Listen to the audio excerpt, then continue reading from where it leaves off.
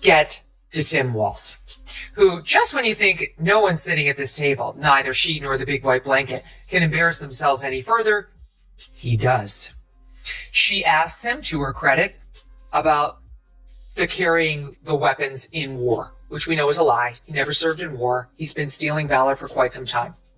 And I will point out that I think is really important, really came at the very end of the debate, that I wish the moderators, had they been fair and neutral, that they would have focused on, because it is a very serious issue that we're facing, which is censorship under Kamala Harris that we've seen over the last 4 years. We have hard evidence that this has been taking place. And you have Tim Walz himself, who has said that free speech and the First Amendment is a privilege and that it does not apply to misinformation and disinformation.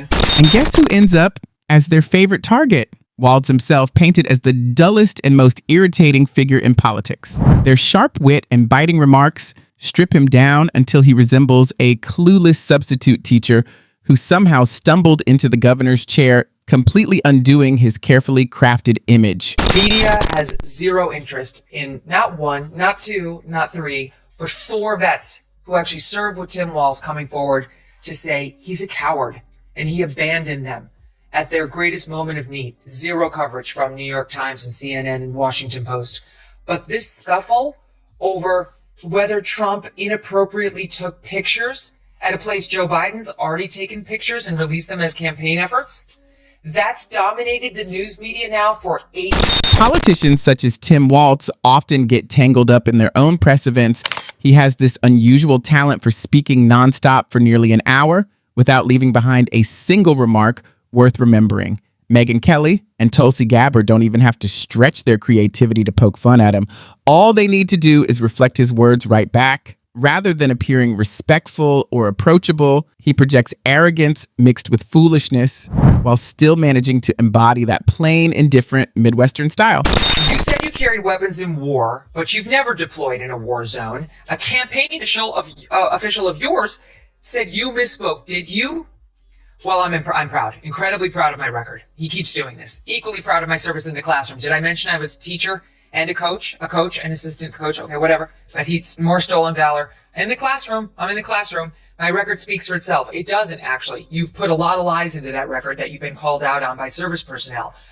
You must clarify. Both he and President Trump are listening to the American people. You contrast that with what we hear from Kamala Harris, what we heard from Tim Walz, who had a really, really tough job tonight trying to defend Kamala Harris and Joe Biden's disastrous policies. But what we've heard from Kamala Harris and Joe Biden over the last 4 years is how great The roast strikes right at the heart of his so-called leadership.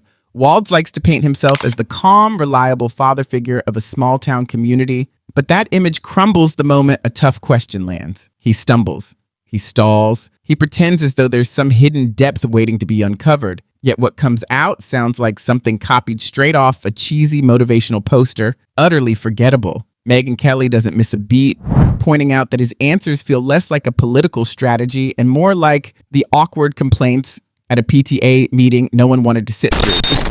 Vetted Tim Walz hard back in 2018 when he was trying to elevate from congressman to governor, and he did it successfully. And here's the headline: former National Guardsman, Tim Walz is misleading the public about his time in service. I'm going to read you some excerpts. Walz often refers to his military service as he campaigns for governor. However, former members of the Minnesota National Guard are raising concerns over the discrepancies in his story, saying he's misleading the public. In a room filled with his own supporters, he still managed to look like the least significant figure there. The roast turns into a bigger question. How could someone so painfully average not only stumble into politics, but also convince himself he was destined for greatness?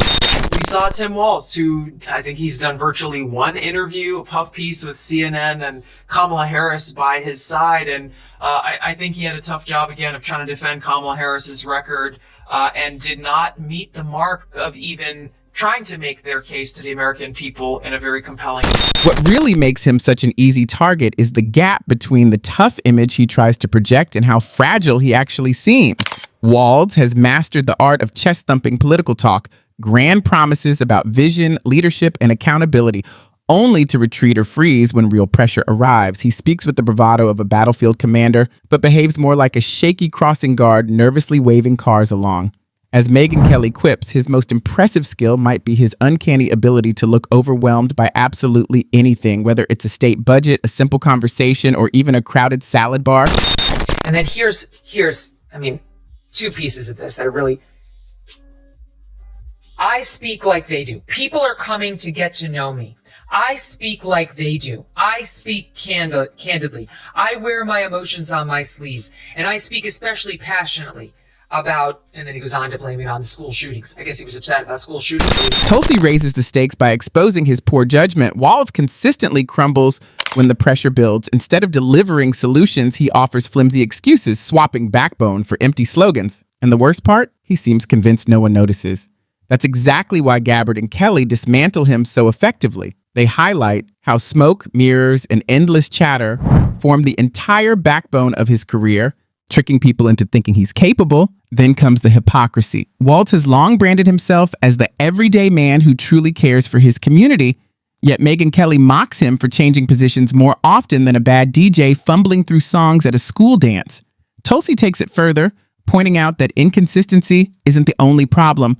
Walz actually assumes his supporters have the attention span of goldfish, never realizing how transparent he really is. One of the moments that stood out to me that Tim Walz was talking about how now is a time where we need Kamala Harris's steady hand of leadership, and especially with what we're seeing happening in the Middle East today, he threw out a lot of words that tried to distract away from Kamala Harris's record. Her and Joe Biden's policy on Iran was one word. This roast zeroes in on his obsession with being liked. For Walz, approval isn't just nice, it's as vital as air. Every press briefing, every public appearance circles back to the same desperate message. Notice me. The problem is it doesn't land well. His awkward Midwestern act feels staged, like a small-town theater actor who rehearsed endlessly but still forgets half the lines. As Kelly sharply notes, no amount of aw-shucks charm can disguise insincerity, especially when it's paired with a pasted-on grin. Then Tulsi delivers her blow. Walz ties himself in knots trying to explain why nothing is ever his responsibility, all while revealing how frail and untrustworthy he truly is. The result?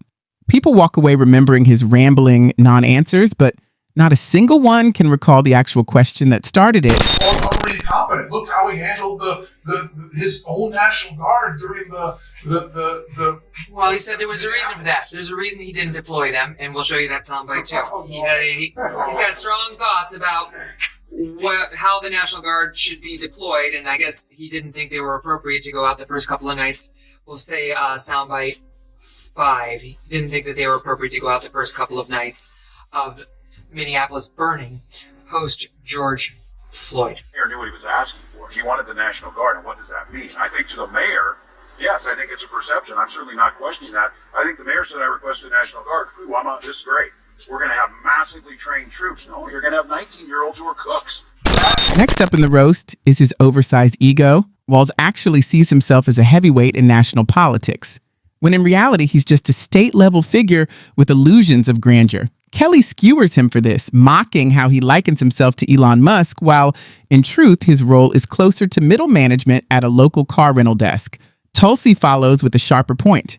Leadership isn't about pretending to be a visionary, it's about making real, tough choices. Gabbard drives the message home by highlighting that Walz doesn't inspire. Instead, he sucks the energy out of every room like a human black hole where enthusiasm goes to die. His awkward stabs at being relatable only make things worse. Every time he overcompensates, telling corny stories, cracking painful jokes, and dropping fake casual phrases.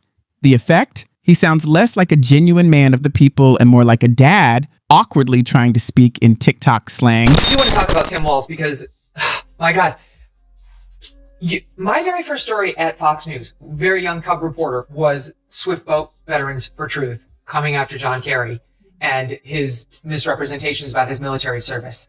Tim Walz has a Swift Boat problem of his own. If you look back at Alpha News, and this is a great news organization, we had them on when they did the documentary about the trial of Derek Chauvin and the smear job by so many against him. I'm not defending, that tape. I'm just saying if you actually watch this documentary, you'll be horrified at what was done to Chauvin by the officials in charge in Minnesota. Kelly piles on, joking that somewhere out there, a teenager dies of secondhand embarrassment every time Walz tries to sound trendy. Tulsi cuts deeper, pointing out that his problem isn't simply being uncool, it's that he has no idea how uncool he really is. The crowd visibly winces, yet Walz mistakes their discomfort for genuine smiles and laughter. From this moment, the roast shifts into a full demolition job. Nothing is spared, not his record, not his attitude, not even his overblown ego. Kelly notes that Walz seems to confuse being governor with playing the lead in a never-ending high school pep rally. Gabbard adds that if anyone truly evaluated his leadership, they'd uncover nothing but contradictions, insecurities, and empty boasts. And instead of tapering off, the roast only intensifies. Kelly drives the point home by saying that fences symbolize politicians' worst instincts: self-promotion, empty promises, and counterfeit charm. Tulsi finishes the takedown by exposing him as the type of leader who mistakes a title for real authority. Put together, their jabs don't just roast Walz, they scorch him, leaving behind nothing but a caricature of the most ridiculous version of himself. But stop saying you speak like we do. I speak like regular people. What kind of bullshit is that? No, you don't, sir. We don't lie about military service we didn't actually perform, like going to war. We don't steal valor by saying that we had a higher rank in the National Guard than we did. We don't run around saying we served in operating Enduring Freedom in Afghanistan when we didn't. We don't stand and watch somebody say that we were in combat in Iraq when we weren't. The closing punch lands hard, but it fits. Walz wants to be seen as a strong leader, yet Kelly exposes just how inept he really is. And the best part is he won't even realize it. While the world quietly laughs, he'll keep giving long-winded speeches, flashing awkward smiles, and convincing himself he's winning hearts and minds. His attempts to appear unfazed by criticism only make the roast sting even more. No matter how hard he tries to look calm and collected, his flaws shine through. That practiced composure vanishes the moment he's challenged. The friendly, approachable persona instantly shifts into irritation, with his tone stiffening and his expression hardening. Questions go unanswered. Like a child lecturing on a book he's never read, he rattles off bullet points. Each answer is filler at best, a cloudy mix of forgettable phrases, punctuated with long pauses that give the illusion of thought. Callout continues for Tim Walz on the disastrous performance he delivered, in particular when it comes to his self-described knuckle-headed behavior, which was just his latest in a series of lies. The reason he resorted to, I'm a knucklehead, was he got confronted with his latest lie that's been unearthed. There's a long list of them. This one was that he was in China when the Tiananmen Square disaster unfolded, when hundreds of people were killed. You know whether you were in a place where hundreds of people are being massacred by their government when it happens. But he continues to try to say, like, oh, gee, I was just kind of confused. You know, that happened in May and I was there in August, but I guess I just imagined that I was there or whatever. Kelly interrupts, noting that Walz's speeches sound less like leadership and more like a poorly produced motivational podcast. Where the host has run out of ideas halfway through, she sharpens the critique, adding that his answers often leave listeners even more confused than before. The roast digs further into his inflated sense of importance. Walz seems to believe his presence commands respect, assuming people are drawn to him out of genuine admiration. Tulsi counters, explaining that his apparent stature comes from a mix of quiet compliance and blind adoration from others, not real authority. Their critique grows more pointed when examining his past indecision. Walz likes to boast about his love for collaboration, yet his idea of teamwork often leads to endless hesitation and delays. What should be leadership instead becomes paralysis. You said that you carried weapons in war, but you have never deployed actually in a war zone. A campaign official said that you misspoke. Did you? Well, first of all, I'm incredibly proud. I've done 24 years of wearing the uniform of this country. Equally proud of my service in a public school classroom, whether it's Congress or the governor. My record speaks for itself, but I think people are coming to get to know me. I speak like they do.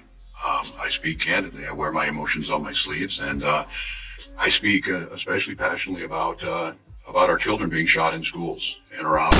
Kelly delivers a biting quip, saying Walz is the kind of boss who would put off ordering a pizza for 6 months, and by the time he finally acts, the team has already walked out. Tulsi lands the final blow, declaring that those who can't make decisions aren't leaders at all. They're placeholders until someone capable arrives. The roast shifts from playful teasing to full-on public critique.